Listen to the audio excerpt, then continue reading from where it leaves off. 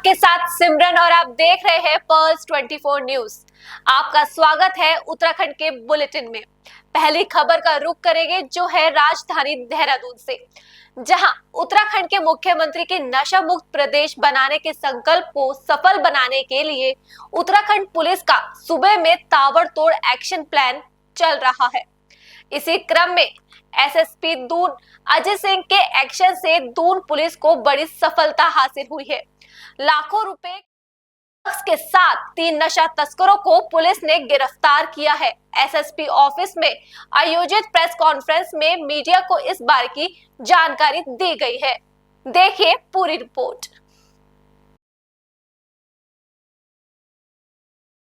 प्रयोग किया जा रहा था वो भी सेम जो है उसके कब्जे से बरामद हो गया। बाकी की आगे की इसमें इन्वेस्टिगेशन चल रही है। अब किसी को पूछना हो तो बता दो, फिर मैं बता दूं। कुछ पूछना किसी को? ओके।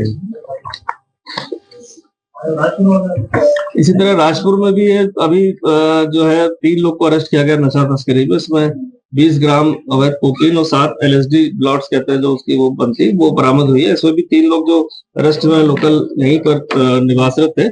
इसमें जो एक नाम आ रहा है जो सप्लाई चेन का, जिसमें शिवम गुप्ता, ये पूर्व में भी काफी सारे इसके मुकदमे थे और ये प्रिवेंटिव डिटेंशन में भी जेल गया है यहाँ पर। और साथ ही साथ इसकी फाइनेंशियल बहुत सारी संपत्तियां भी दर्ज हुई है। लेकिन जो इन्वेस्टिगेशन में अभी तक नाम आ रहे हैं कि उनके माध्यम से सप्लाई यहाँ कर रहे थे। और ये जो कीमत इसकी है करीब 15 लाख रुपए जो एक कोकीन बरामद हुई है। पूर्व में भी यहाँ पर 6 इस तरह के ड्रग पेडलर पकड़े गए थे जो विदेशी नागरिक थे। तो इसके बाद से इस पर अंकुश लग पाया है। लेकिन इस तरह की ड्रग्स का जो प्रचलन शुरू हुआ था वो विदेशी नागरिकों के सप्लाई चेन से हुआ था, जो अब बंद है ऑलमोस्ट। 6 विदेशी लोग अरेस्ट हो चुके थे।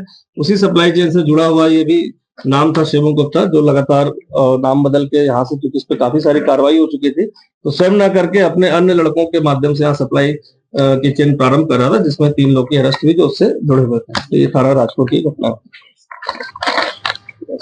और कुछ पूछना है?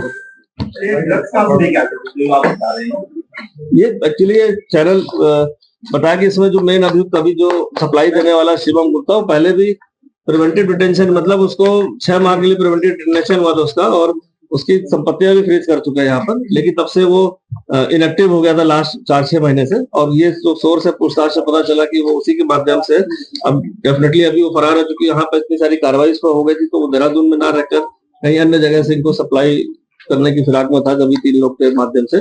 तो ये उसकी अरेस्ट के बाद और ज्यादा क्लियर हो पाएगा कि उसका सोर्स ऑफ ड्रग्स लाने का कहाँ से था। ये तो अभी जो 3 लड़के हैं वो तो यहीं के रहने वाले हैं, उत्तराखंड के यहीं के निवास कर रहे थे, अलग अलग विभिन्न थाना क्षेत्रों में रहने वाले हैं। और जो शिवम गुप्ता वो भी पटेल नगर थाना क्षेत्र में मूल रूप से रह रहा था यहाँ पर। लेकिन जब से कार्रवाई हुई तब से वो यहाँ से 4 महीने से करीब यहाँ से फरार चल रहा है, वो यहाँ पर निवासित नहीं है। हाँ, पहले इसी का प्रिवेंटिव डिटेंशन में इसी का हुआ था। 6 महीने के लिए वो जेल में रहा था, उसका नजरबंद करके उसको जो डिटेंशन होता है वो आदेश हुआ था। और इसके बाद इसकी कुछ संपत्तियां मिली थी, वो भी इसकी फ्रीज हो रखी है। और तब से ये शांत था, लेकिन अचानक से फिर ये सूचना मिली कि अन्य जगहों से कहीं रहकर ये अपने सप्लाई चेन को यहाँ पर अपने परिचितों के माध्यम से डेवलप कर रहा है। इसीलिए 3 लड़के इसमें पकड़े गए इनके साथ। होगा 4 महीने हो गए, 4 महीने, 3 से 4 महीने।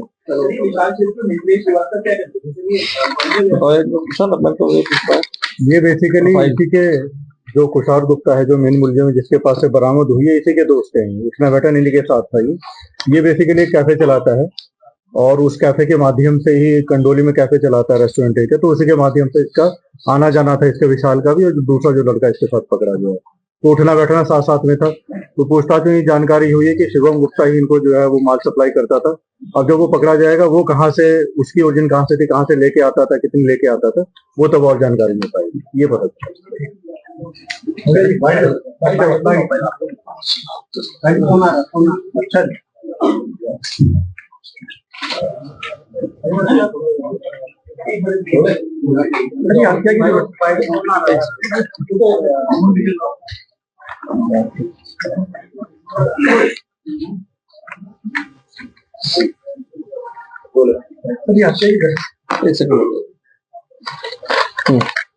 जो घटना हुई कैसे तारीख हुई है? ये वादी श्री संजय जी हैं, जो लखनऊ के निवासी हैं। इनके द्वारा अपने चाचा की गुमशुदगी के संबंध में थाना रायपुर पर प्रार्थना पत्र दिया गया था और इस प्रार्थना पत्र में इनके द्वारा बताया गया कि उनके जो चाचा जी, उनका कोई कहीं उन्होंने शादी वगैरह नहीं करी, रिटायर हो चुके हैं और अकेले यहाँ पर किराए पर रायपुर क्षेत्र में रहते थे और कभी कभार महीने में उनकी 15 दिन में उनसे। अगली खबर मसूरी से है, जहां तिब्बती राष्ट्रीय विद्रोह दिवस पर मसूरी में तिब्बती समुदाय के लोगों ने चीन के खिलाफ रैली निकाली।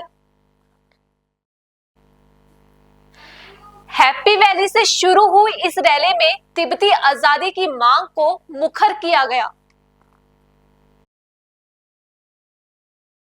मौके पर तिब्बती समुदाय के लोगों ने दलाई लामा की लंबी उम्र की प्रार्थना भी की। नमस्कार सबको, और मेरा नाम है डॉक्टर कैलसंग। मैं तिब्बतन होम स्कूल में डॉक्टर का काम कर रहा हूँ और हम लोग आज 10 मार्च को यहाँ पे आंदोलन के लिए आए हैं।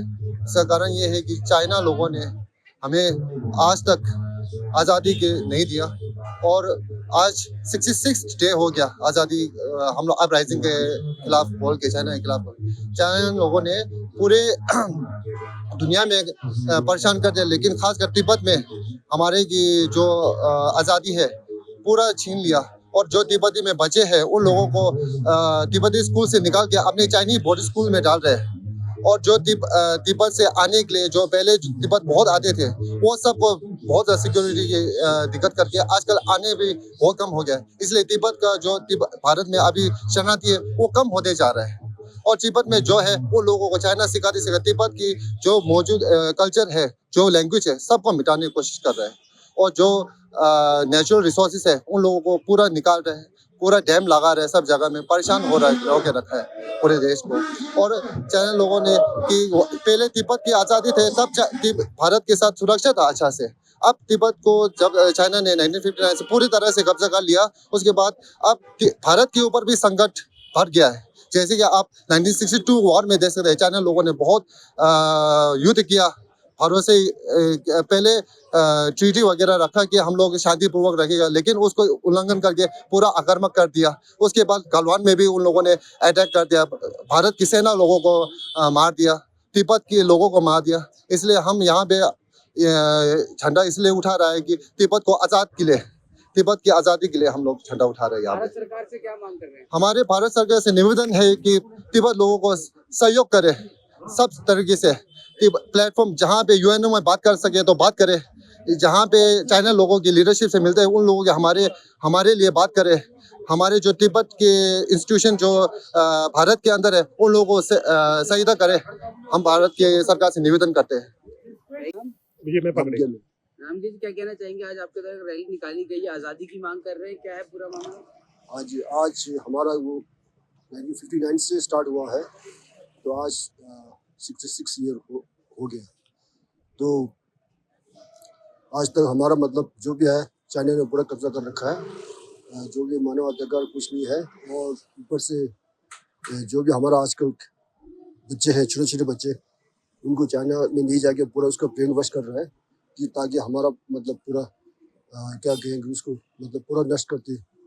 ये मतलब उनका वो है, क्या कहते हैं उसका मतलब वो है। तेंजिंग लामा को भी रिहा करने की मांग कर रहे हैं आपको? हाँ जी बिल्कुल। क्या कहना चाहेंगे? हाँ, हमारा ये भी मांगे है, वो आज तक हुआ नहीं, अभी कहाँ है कहाँ नहीं, कहाँ है कुछ भी पता नहीं अभी। कहाँ क्या लगता है आपको किसने किडनैप किया होगा? वही चाइना का है और कौन। भारत सरकार से क्या मांग कर रहे हैं? भारत सरकार से हमें बस अपील करना है कि हमारा मतलब जो भी है उनको हमारा मदद करें। अगली खबर उधम सिंह नगर के सीमांत खटीमा के भारत नेपाल अंतर्राष्ट्रीय सीमा से है, जहां पर लगातार खनन माफियाओं द्वारा अवैध रूप से मिट्टी खनन के कार्य को अंजाम दिया जा रहा है। कुछ दिनों सूचना मिलने पर पत्रकार जब खबर बनाने पहुंचे तो खनन माफिया द्वारा उनके साथ बदतमीजी की गई और धमकी भी दी गई। पत्रकार प्रेस परिषद खटीमा इकाई के बैनर तले पत्रकारों ने संगठित होकर खटीमा उप जिला अधिकारी रविंद्र सिंह बिष्ट को ज्ञापन सौंपकर कार्रवाई की मांग की।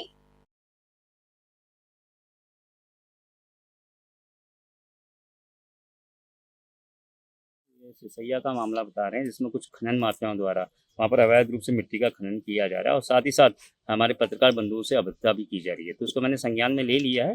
हो सके तो आज ही मैं इस मौके में जाऊँगा। जनगैया थानाध्यक्ष को भी मैंने बता दिया है कि वो भी इसमें कार्रवाई करेंगे और मैं स्वयं इसमें जाऊँगा और देखूंगा कि ऐसे लोग जो अवैध खनन कर रहे हैं एक तो उनके ऊपर अंकुश लगाया जाए और जो पत्रकारों के साथ अभद्रता है वो भी ना हो, इसका मैं विशेष ध्यान रखूँगा। फिलहाल रुकेंगे एक छोटे से ब्रेक के लिए और आप बने रहिए पर्ल्स 24 न्यूज के साथ।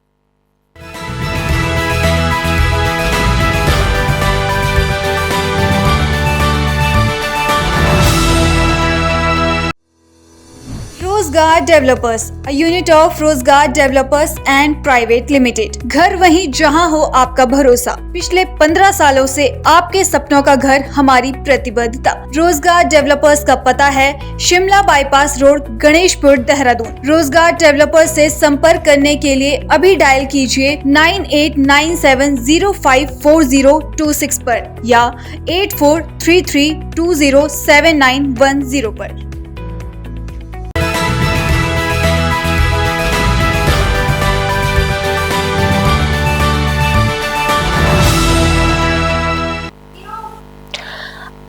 अगली खबर देहरादून से है, जहां सीएम पुष्कर सिंह धामी ने सचिवालय में आगामी चारधाम यात्रा की तैयारियों को लेकर बैठक की।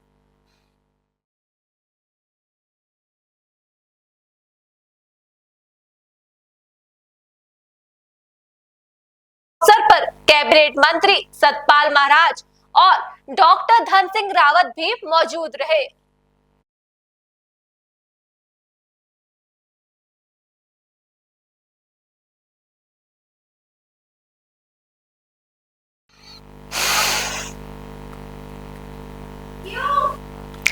अगली खबर उत्तरकाशी से है, जहां कैबिनेट मंत्री प्रेमचंद अग्रवाल के खिलाफ जनता का गुस्सा शांत होने का नाम नहीं ले रहा है।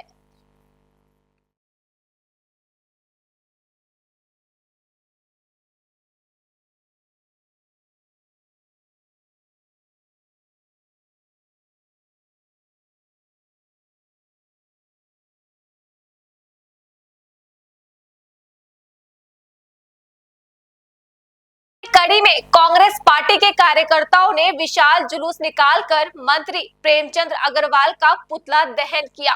कांग्रेस कार्यकर्ताओं का कहना है कि जिस प्रकार मंत्री प्रेमचंद अग्रवाल खुलेआम पहाड़ियों को गाली दे रहे हैं, उससे लगता है कि उनकी मानसिकता ठीक नहीं है। ऐसे में मुख्यमंत्री पुष्कर सिंह धामी को तुरंत मंत्री पद से उन्हें हटा देना चाहिए।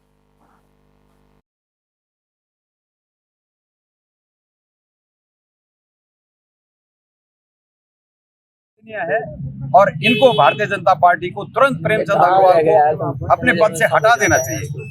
और जिस ढंग से, क्योंकि ये हमारे जो कांग्रेस के विधायक हैं बद्रीनाथ के, उनको जो है इस तरह से बोल रहा जैसे कि वो सदन के मेंबर ही नहीं होंगे कि तुम बैठ जाओ नीचे। ये क्या मतलब है? वो अगर 4 बार विधायक रह चुका है तो हमारा लखपत बुटोला उससे ज्यादा नॉलेज रखता है पहाड़ी राज्य के बारे में। वो बद्रीनाथ की समस्या जानता है, उत्तरकाशी की समस्या जानता है। उसने पुरजोर से इस समस्या को विधानसभा के अंदर में उठाया है और जब उसके पास जवाब नहीं हुआ तो उसने कहा कि आप बैठ जाओ और फिर पहाड़ी को गाली दे दी। तो ऐसे निंदनीय कार्य के लिए प्रेमचंद अग्रवाल को, अगर भारतीय जनता पार्टी को शर्म है तो प्रेमचंद अग्रवाल को तुरंत कैबिनेट पद से हटा देना चाहिए। सब लोग जानते हैं कि उत्तराखंड में विधानसभा के सत्र में एक ऐसा मंत्री, जिस मंत्री ने पहाड़ को गाली देने का काम किया, वो मंत्री उत्तरकाशी का प्रभारी मंत्री है। और वो पहाड़ विरोधी कैसे है, इस बात से पता चलता है कि उत्तरकाशी का हॉस्पिटल रेफर सेंटर बना हुआ है। उत्तरकाशी की सड़कों का डामरीकरण नहीं हो रहा है।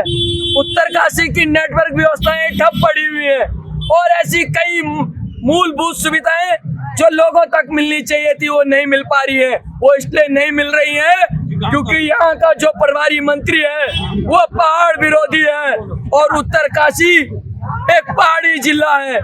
मुझे आश्चर्य हो रहा है भाजपा के उन नेताओं पर, भाजपा के स्थानीय विधायक पर, कि वो सदन के भीतर जब पहाड़ को गाली दी जा रही थी तो उन्होंने एक शब्द बोलने का काम नहीं किया। यहाँ के स्थानीय, चाहे वो पूर्व विधायक हो, भाजपा के नेता हो, उन्होंने भी सरकार के और मंत्री के इस बयान पर एक शब्द बोलने का काम नहीं किया। इससे यह बात पता चलती है कि वो भी पहाड़ विरोधी है और उनका काम भी पहाड़ के विरोध में हो रहा है। आने वाले समय में ये उत्तरकाशी की पहाड़ी जनता, यहाँ के स्थानीय विधायक हो, चाहे भाजपा के नेता हो, चाहे प्रेमचंद्र अग्रवाल जी हो, उन सबको उनका असली रास्ता दिखाने का काम करेगी। मैं सारे मीडिया साथियों का तहे दिल से धन्यवाद करना चाहता हूँ। अगली खबर पौड़ी से है, जहां पुलिस ने ऑपरेशन मुक्ति भिक्षा नहीं शिक्षा दे अभियान के तहत बाल भिक्षावृत्ति के विरुद्ध अभियान चलाया। पुलिस मुख्यालय उत्तराखंड द्वारा प्रदेश भर में चलाए जा रहे इस अभियान के तहत वरिष्ठ पुलिस अधीक्षक पौड़ी द्वारा शिक्षा से वंचित बच्चों को शिक्षा की ओर से अग्रसर करने, भिक्षावृत्ति, कूड़ा बीनने, गुब्बारा बेचने आदि कार्यों में लिप्त बच्चों को चिन्हित कर उनका स्कूलों में दाखिला करवाने के लिए निर्देश दिए गए हैं।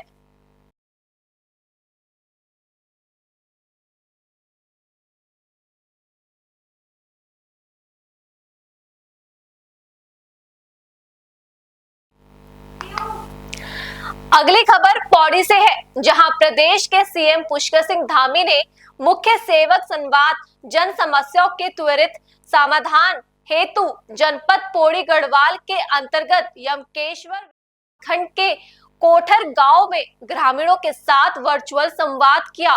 इस दौरान उन्होंने विभिन्न योजनाओं से लाभान्वित हुए ग्रामीणों से बात की, साथ ही कहा ग्रामीणों की समस्याएं भी सुनी। उन्होंने ग्रामीणों को भरोसा दिलाया कि जल्द ही आपकी समस्याओं का समाधान किया जाएगा।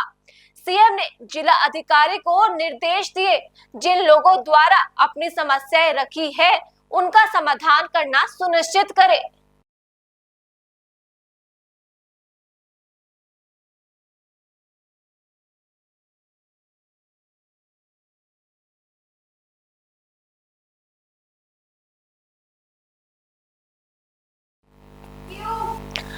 अगली खबर पौड़ी से है, जहां कोटद्वार बेस अस्पताल आए दिनों सुर्खियों बटोरने में लगे हुए हैं। बीते सोमवार को अस्पताल में उपचार कराने पहुंचे मरीज ने तैनात चिकित्सक से गाली गलौज की और अभद्रता की। घटना की सूचना पाकर पहुंचे पुलिसकर्मियों से भी मरीज ने अभद्रता की, जिसके बाद पुलिस ने उसे हिरासत में ले लिया। इमरजेंसी ड्यूटी पर तैनात बाल रोग विशेषज्ञ डॉक्टर हरेंद्र कुमार ने इस मामले में पुलिस की तहरीर दी।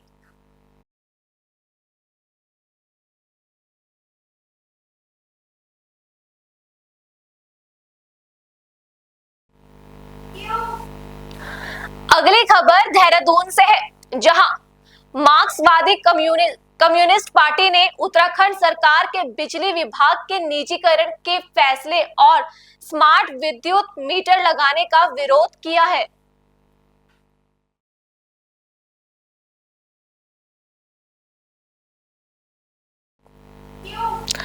अगली खबर देहरादून से है, जहां आए दिन बढ़ते संगीन अपराध, नशाखोरी और छेड़खानी की घटनाएं रोजमर्रा की बात हो गई है।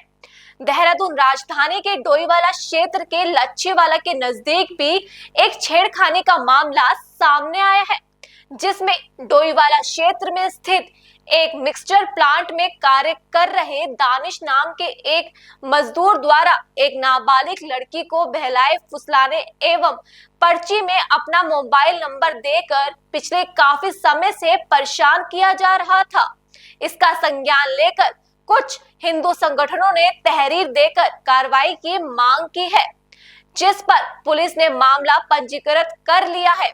आइए देखते हैं हमारे संवाददाता भूपेंद्र भट्ट, वीडियो जर्नलिस्ट वीरेंद्र नेगी की ग्राउंड रिपोर्ट। नमस्कार, मैं भूपेंद्र भट्ट, पल्स 24 न्यूज। डोईवाला क्षेत्र लच्छीवाला के करीब फ्लाईओवर के नीचे यहाँ पर एक प्लांट है, जिस कंक्रीट प्लांट है, जिस प्लांट में कुछ मजदूर काम करते हैं। यहाँ बताया जाता है, गांव वालों का कहना है कि उन मजदूरों द्वारा जो है एक तो जो है उनका कोई सत्यापन नहीं है, किसी तरह का कोई सत्यापन नहीं है, ना कि रजिस्टर भी नहीं दिखा रहे हैं, यहाँ के लोगों का कहना है।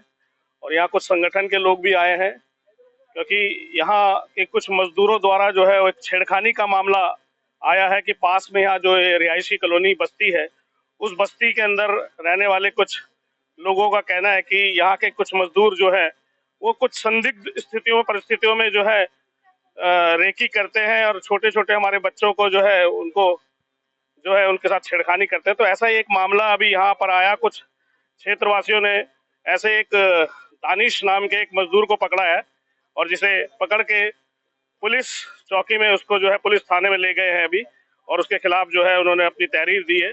बाकी आगे की कार्रवाई अभी पुलिस द्वारा बोली गई है कि अभी इस मामले का पूरा संज्ञान लिया जाएगा।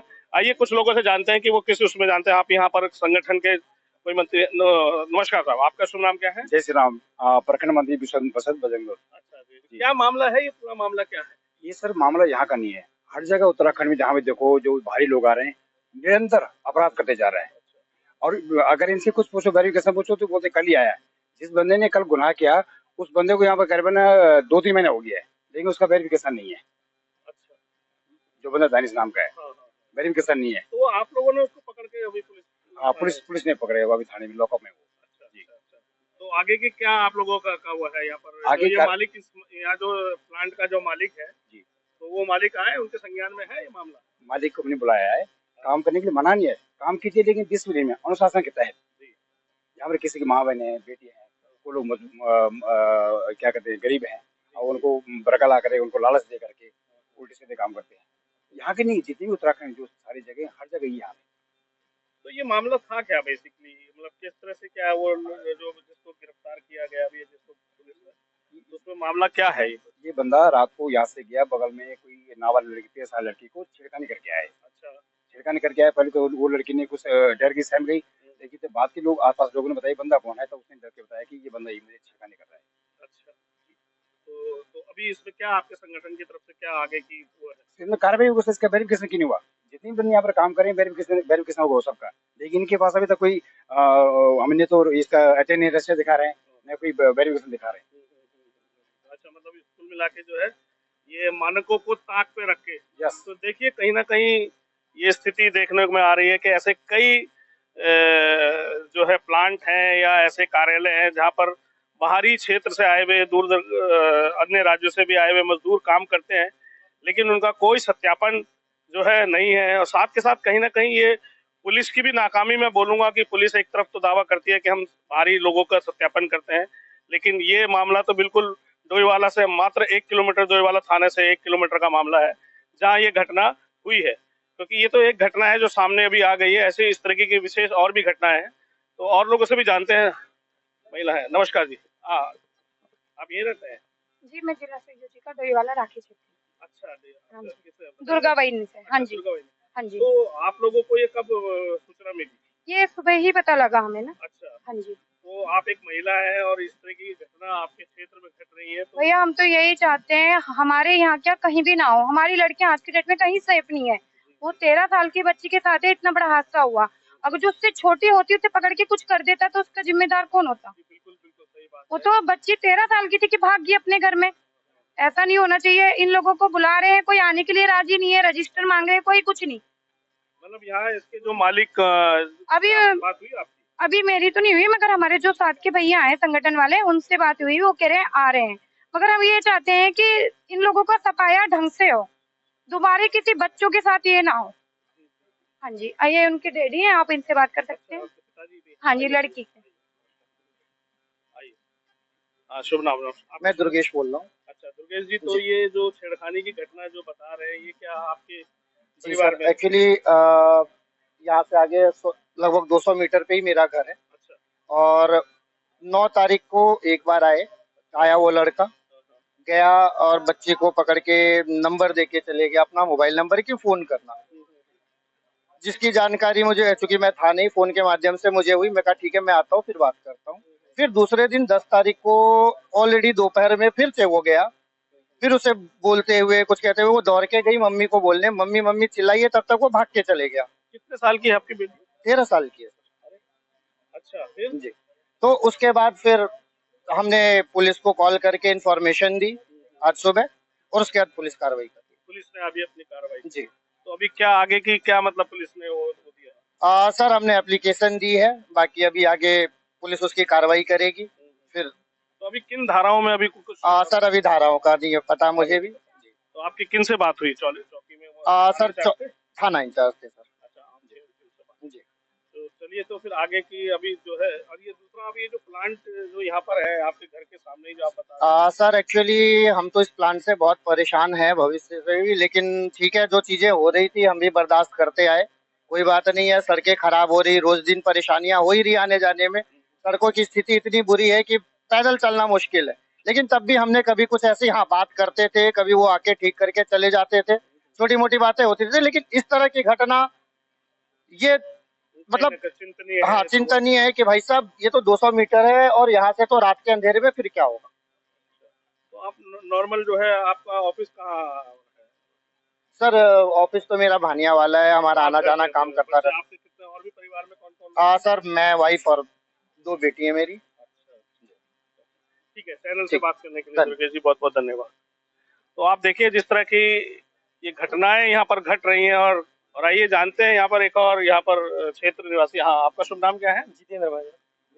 जितेंद्र जी बताइए फिर यहाँ आप कुछ बता डालिए कि यहाँ ये क्या हो क्या रहा है आपके? भाई साहब अभी हमने आगे इनके मैनेजरों से, जो भी यहाँ इंचार्ज है, इनसे बात की, तो हमने इनसे एक ही चीज पूछी, जो तुम्हारे को सरकार ने गाइडलाइंस दी है कि जो भी आप प्लांट बनाते हो किसी भी चीज का हो, अगर आप उसमें वर्कर रखोगे तो 70% अपना उत्तराखंड का होना चाहिए, ठीक है, और 30% आप बाहर के रखोगे। इस हिसाब से हमारे उत्तराखंड में रोजगार बढ़ेगा, कई लोगों को रोजगार मिलेगा। इन्होंने टोटल ही लड़के सारे बाहर के रखे हुए, जिनका वेरिफिकेशन नहीं है, ठीक है। यहाँ आके वो बच्चे आप यहाँ देख सकते हैं, सामने नहाने का है, ये घराट तो पुराना, तो यहाँ पे महिलाएं आती हैं नहाने, बच्चे आते हैं। इनके कई बार हो चुका है ये छेड़खानी बदतमीजी करना, इनका कई बार का ये है। और ना इन्होंने, अभी हमने इनसे बात की थी, ये कह रहे हैं, इनका इंचार्ज है वो सब घूम रहे हैं, तो उनका कहना था कि अगर हम सरकारी गाइडलाइंस के हिसाब से चलेंगे तो हम कैसे काम करेंगे। हाँ, अपना उनके मुंह से कहना है हम सकते हैं वहाँ पे। तो मैंने उनसे यही बात पूछी थी, तो कहते हैं अगर हम ये सरकारी गाइडलाइंस के चलेंगे तो हम काम कैसे करेंगे, हमारे पे तो बाहर के वर्कर ही आएंगे, हम लोकल नहीं रख सकते।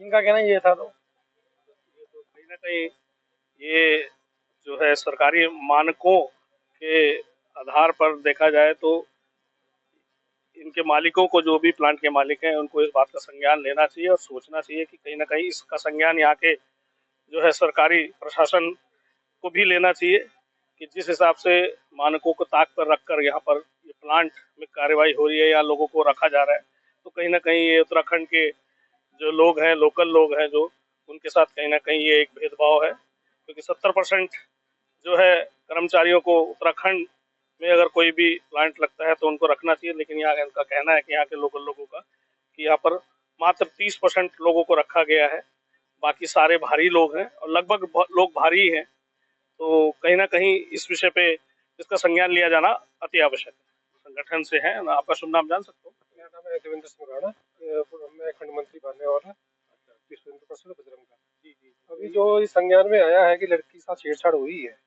ये घटनाएं दिन प्रतिदिन हमारे उत्तराखंड में बढ़ती जा रही है। इसके विपरीत भी हम कोई ठोस एक्शन नहीं ले रहे हैं। अभी जैसे इस कंपनी की हम बात करते हैं, श्रीकंठ वाली बात करते हैं, इतना बड़ा प्लांट लगा हुआ है, यहाँ पे कितनी लेबर काम कर रही है, क्या कर रही है, कोई रिकॉर्ड नहीं। लेबर कब बाहर जा रही है, कब अंदर आ रही है, इसका कोई रिकॉर्ड नहीं। इतना बड़ा प्लांट लगा हुआ, इतनी गाड़ियां खड़ी हुई है यहाँ पे, कोई रिस्पॉन्सिबल जिम्मेदार व्यक्ति नहीं, कोई सुपरवाइजर नहीं है यहाँ पे, कोई HR का बंदा नहीं है यहाँ पे। एक गार्ड के सहारे उन्होंने पूरा प्लांट छोड़ रखा है। तो ऐसे में जो बंदा बाहर जा रहा है, कुछ भी करके अंदर को आ जाएगा, उसकी जिम्मेवारी कौन? अब दूसरा इन्होंने बोला है कि सत्यापन होता है ज्वाइनिंग से पहले, सत्यापन दो, उसके बाद हम भी कहीं नौकरी करने जाते हैं, फिर उसके लिए ही मांगा जाता है बड़ी वेरिफिकेशन लेके आइए, सब कुछ डॉक्यूमेंट पूरी कीजिए, उसके बाद आप ज्वाइन कीजिए। यहाँ पे ऐसा कुछ नहीं, लोग आ रहे हैं, काम कर रहे हैं, सत्यापन अभी प्रोसेस में है। पता चला कि जितने में बंदा जो आप ज्वाइनिंग करके गया है, कोई कांड करके चला जाए, आप सत्यापन करते रह जाओ, क्या पता कोई अपराधी आके यहाँ पे तुम ज्वाइन करके चला गया, ठीक है ना सर, गंभीर मामला है ना ये। तो ये छेड़खानी का मामला है, वो बताते हैं नाबालिग 13 साल की नाबालिग बच्ची है, तो उसके माता पिता और यहाँ और भी लोग हैं, बच्चों को, उनको तो दिक्कत तो है। तो आप कोई संदेश देना चाहेंगे कि सबसे बड़ी मेन चीज तो ये है कि इसमें अभिभावक जो भी हैं, यहाँ जो परिवार रहते हैं, उनको भी सक्रिय होने की जरूरत है, उनको भी ये जागरूक होने की जरूरत है। सबसे बड़ी एक्चुअली हमारी जो संघ, हम जो संघ के बंदे हैं, हम क्या कर रहे हैं, पेड़ों की टहनियों को छाड़ रहे हैं। हम मूल जड़ पे जब जाएंगे तब ये काम बनेगा। अब जैसे हम जाते भी हैं घर में जाके हम बात करते हैं कि अपने बच्चों को समझाओ, सिखाओ, उनको पूछो कहाँ जा रहे हो, कहाँ आ रहे हो। जब तक हम खुद परिवार वाले माँ बाप इसके प्रति जागरूक नहीं होंगे, तब तक ये समस्या आती रहेगी और हम इसको फेस करते रहेंगे। इसलिए सबसे पहले अपने माँ बापों की जिम्मेवारी बढ़ती है कि वो अपने बच्चों के ऊपर ध्यान रखें, तभी हम सुधरेंगे, नहीं तो नहीं सुधरेंगे, क्योंकि बाहर वाला तो आएगा अपना काम करके निकल जाएगा। सही बात है, क्योंकि ठीक है ना, कहीं ना कहीं जो है इसमें समाज की जागरूकता भी जरूरी है, तभी पुलिस भी अपना काम पूरा कर पाएगी। जैसे आप लोगों ने यहाँ पर उनके माँ बाप ने सक्रियता दिखाई, तो कहीं ना कहीं तुरंत पुलिस ने जो है उसे अरेस्ट किया, और अभी आगे की कार्रवाई तो पुलिस थाने ने बताई है कि अभी जैसे तहरीर दी गई उसके अनुसार होगी। तो आपका बहुत बहुत राणा जी, चैनल से बात करने के लिए धन्यवाद। Bhupendra Bhatt, pulse 24 news. Kotdwar में होली मिलन समारोह में जिला अधिकारी डॉक्टर आशीष चौहान ने बतौर मुख्य अतिथि के तौर पर शिरकत की। इस दौरान उन्होंने बच्चों को विशेष भोजन करने के साथ साथ उपहार भेंट कर होली की हार्दिक बधाई भी दी।